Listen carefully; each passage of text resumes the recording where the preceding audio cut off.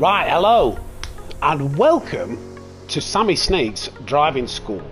So what we're going to do on this channel, we're going to do a series of videos where I'm going to try and help you to gain a little bit more pace in the game. And how we're going to do that, we're going to give you some fundamentals to work on.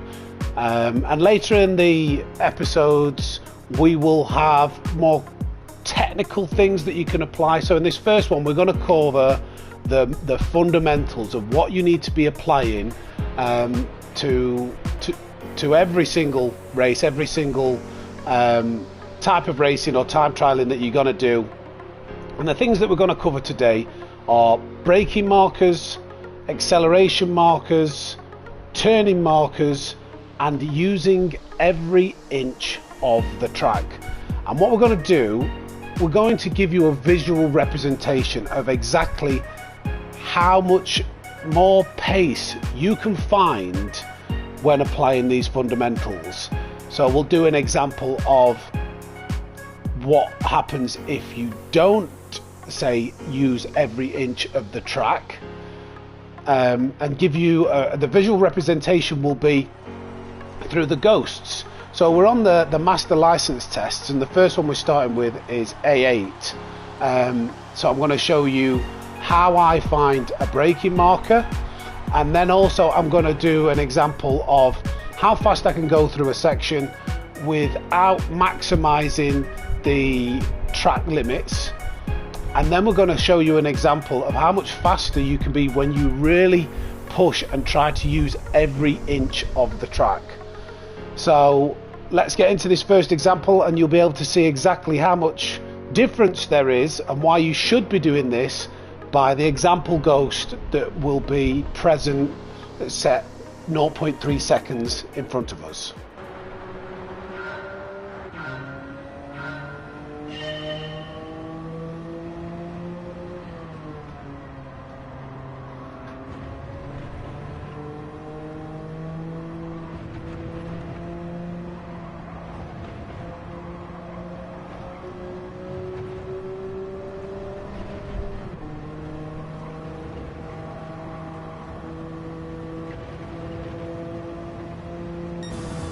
So there you have it. That was good enough for gold on the master license tests, 25.120.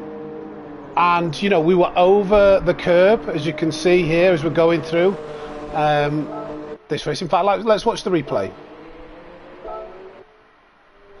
So we're going to analyze this replay now, and then we're going to show you an example of how much difference can be made when you really maximize the track limits, and you'll be able to see the difference in the ghost and in the time. So we start the lap, and I established straight away it was halfway down this curb that my braking mark, it was pretty much on the second, as soon as that second grid place left, was coming to the front of my screen, that was my braking point. I established that fairly straightforward, and I broke into the corner. We got two tyres over the curb, using, you know, a fair portion of it. Got on the gas as early as we could. Over to the right hand side, two wheels over the right hand side of the curb.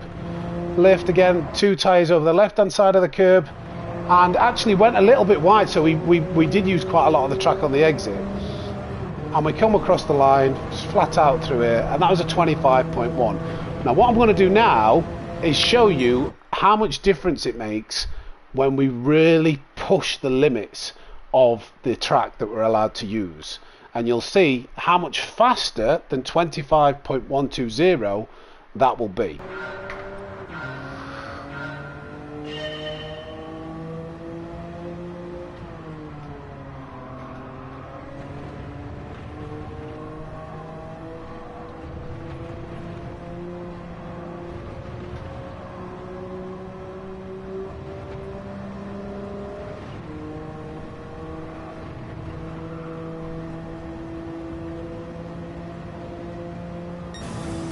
There we have it, half a second.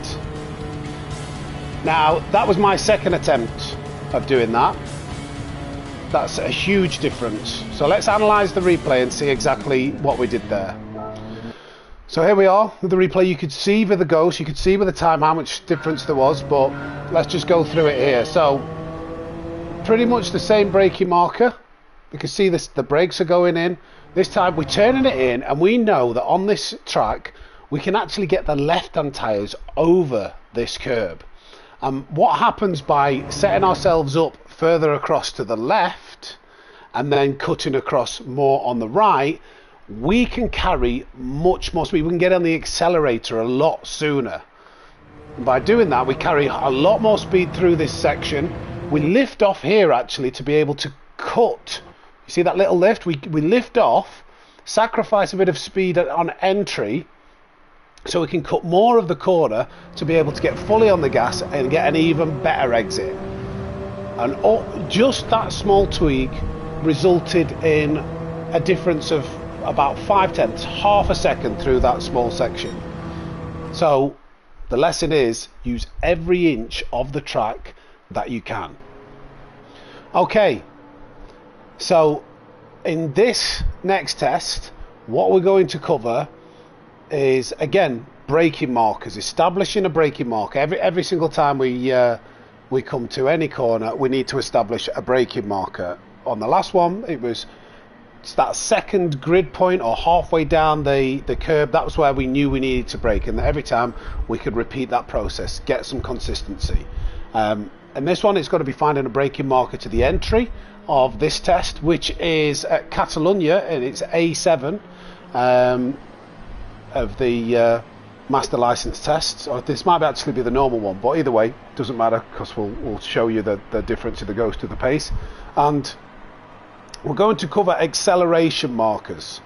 So we're going to apply finding a braking marker, using every inch of the track, and then having a point that we know we can accelerate at.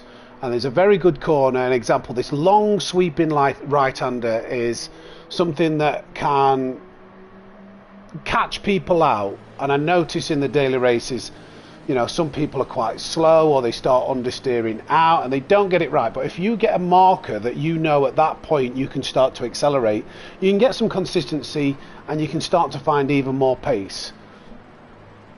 So let's jump in, and I'll give you an example if you start accelerating early or if you just start accelerating late, and when you get it right, where the time difference will be found.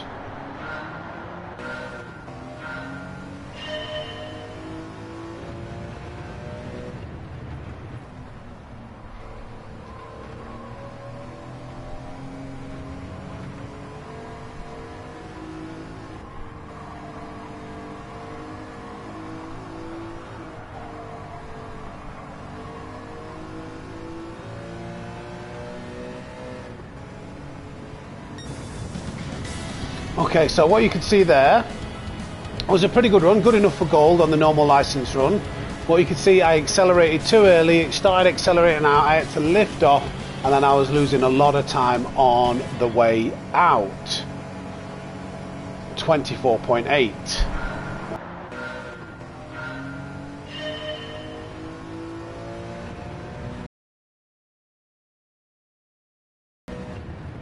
So by this point, we've established that that orange marker is our braking point. We're going to come through at a very similar pace through here, similar distance to the ghost. This time, just going to wait that little bit longer, wait till we've lined it up, and then accelerate.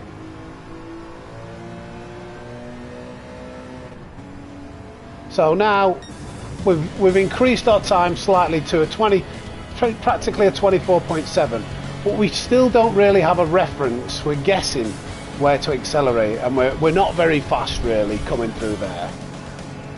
So let's try and find a reference to accelerate from and see how much we can improve on a 24.7 and a 24.8. So again, braking point, orange marker. We'll make sure we're a similar distance from the ghost, so it's a fair test. We could go a little bit faster through here, but I don't want to do that. Now here, we're going to lift off and we're going to wait for that final F to disappear. I will point it out with a bit of editing. This is our first attempt, and as you can see, 24.3, and we have an acceleration marker now where we can replicate that. So I guarantee I'm not lying to you, that was my first attempt afterwards. Let's see if we can go again and replicate that one more time and see whether we can do it 2 times in a row and show you how that improves your consistency. Now we've got that marker. I'll try and pause it actually. So similar speed behind the ghost here. We're going to go out wide, same process, lift off, wait for that F to disappear, and then accelerate out. A little bit wobbly on the back end, but 24.3. We lost a bit of time with the back end, but straight away, you know, 2, 3, 4 tenths found. I will point out to you, just in case you didn't see where that F is. I'll pause it. There'll be some magic editing that you'll be able to see there. So that's something that you can replicate. Once you've found that point, that will help you to find more consistency, more pace, and improve your overall racing. Okay, so for the final section of this video, we're going to cover turning markers, and again, this is for consistency and for the demonstration of how this works and how it will help you. We find ourselves at A3 of the master license test, which is around Autopolis in the Alfa Romeo Giulia. I don't know if I'm saying that right. But this is a tricky car, and it's a tricky corner to get right, and it's one that I know is hard to get right and a lot of people struggle with. So we'll give you some insight as to kind of how I approach this and figure out what is the right point to start turning the car in to take this corner well. It undulates a lot, it's a tight hairpin, so it is a tough corner to get right. So let's get into it, and I will show you once I've figured this out, because I'm just jumping in now to figure it out myself. I will then do a couple of runs in a row and show you how that helps you to find consistency and overall pace. Okay, so I've done this a couple of times now, and I figured out the recipe of what needs to be done for this corner.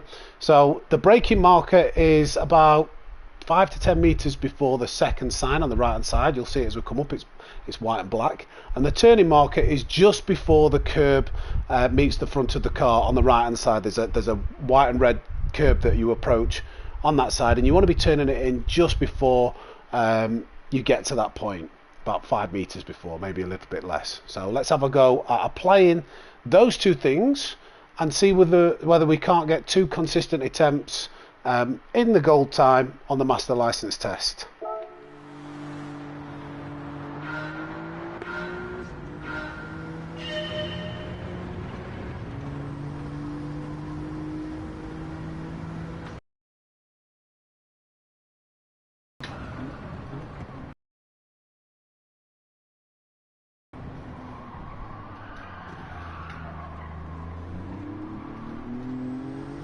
Okay, not the best exit, as we lost the back end a little bit, but hopefully that's good enough for gold. Yeah, from applying that process. So let's jump straight into the next attempt and apply those principles. Brake 5 to 10 meters just before that sign, turn it in just before the curb, and see what that produces.